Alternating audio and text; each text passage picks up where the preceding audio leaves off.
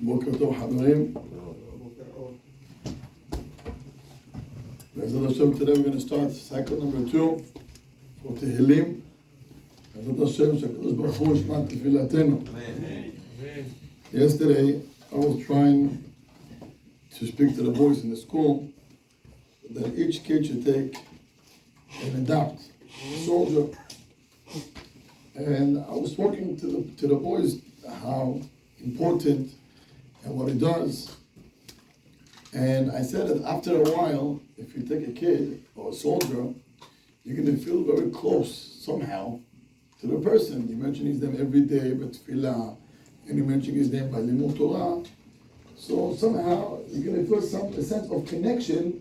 And I told him that's what I feel. And I said, I said to the boys that I'm so curious who's the boy that I took. I want to know him. I want to see him. I'm very curious. I mention him always over and over. And I said, it's like, you adopt, it's like, it's adoption. You have a kid and you feel close to him. So one of the boys there, his name is Moshe, tells me a story that his father told him. And I think it's a beautiful story to share here with the Oilam. He was telling me about it. Not this time, it was previous, a couple of years ago, it was also a big war. I'm not sure which one. And here in America and around the world, people had the same idea. They adopted soldiers. Somebody, they had his name Barak, Ben something, I don't remember the name, that he took. The whole and after the war, he went to Israel. And he was very curious to know who is the soldier that he prayed all the times. He wants to know, is he alive? Is he dead? Is he in the hospital? What's the story with him? And he tried to find out, but, in the army, they cannot give any information. It's confidential, and therefore, he had no way to get to know who is the guy. But he was very, very eager to know who is the person. So he had no choice, and they did not give him any information. So in a way, he just let it go. One day, this person, he was sitting in a restaurant, and he sits there, and the waiter gives him, he does his order, and here's one person from the back, Barak, come here.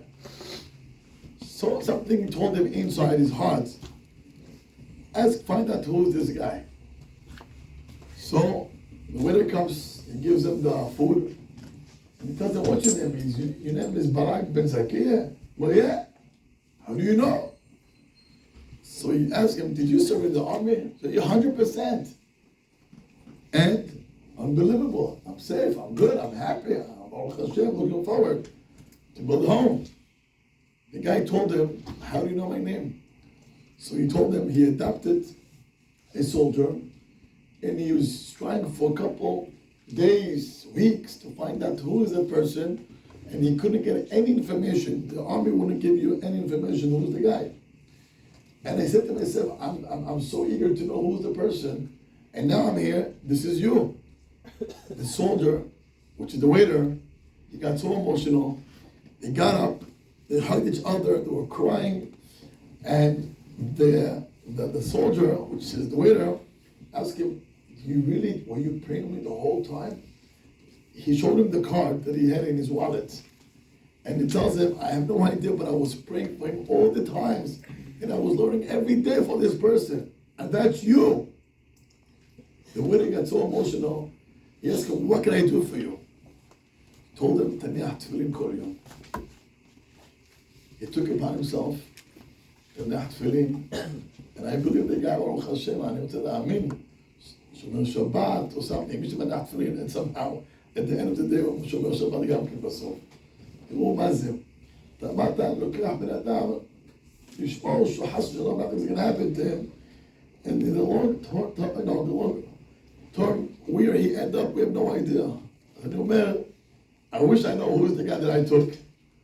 אבל בוודאי שבתועלת גדולה מאוד ובשמיים אתה תכיר אותו בדיוק מה עשית בשבילו.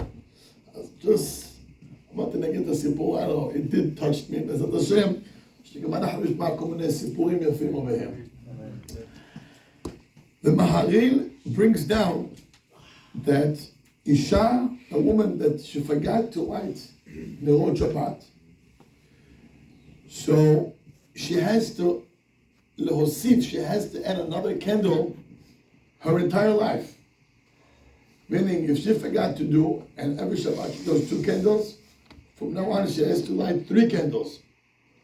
Or she can have the same numbers, which is 2, but you have to add to the oil more oil. So if till now the oil was for 2 hours, it should be for 3 hours. If you used to have a regular candle, so buy the long candles. But at the end of the day, Omer Ma'aril, שאם אישה שכחה להדליק נרות שבת, she has to add another candle for the rest of her life. כותב המגן אברהם, hold on, that's אם היא נאנסה. היא לא שכחה, לא שמה לב, קרה מה שקרה, and she didn't. But if a woman was, let's say, in jail, ולא אכלה, אין קנס.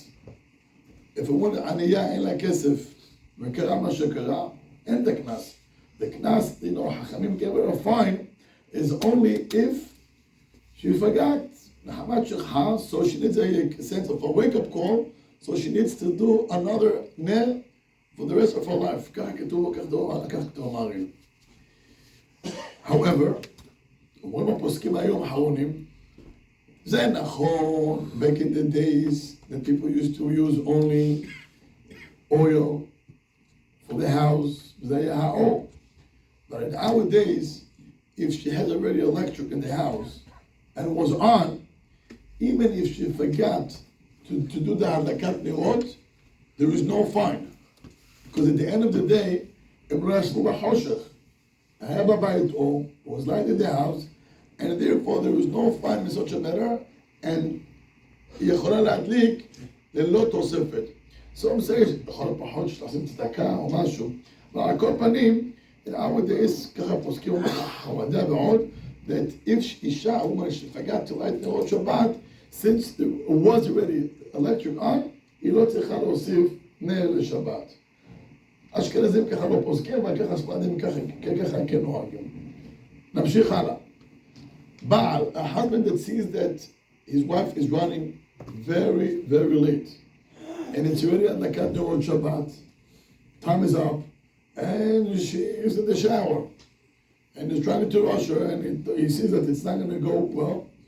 So you have to know, he can do the הדליקת נרות עם ברכה, וילך לבית הכנסת. אבל if you know that your wife, she doesn't do הדליקת, she's not going to make it on time. And I don't mean on time meaning בשעה, on time הדליקת נרות. It means on time it's שקיעה is coming up. And she's not going to make it on time. Even though it might cause שלום בית, צריך לדעת שאם היא לא תדליק, עליו ללכת ולהדליק את הנרות, ויעשה את זה כמובן עם ברכה. תיקונה מצוות.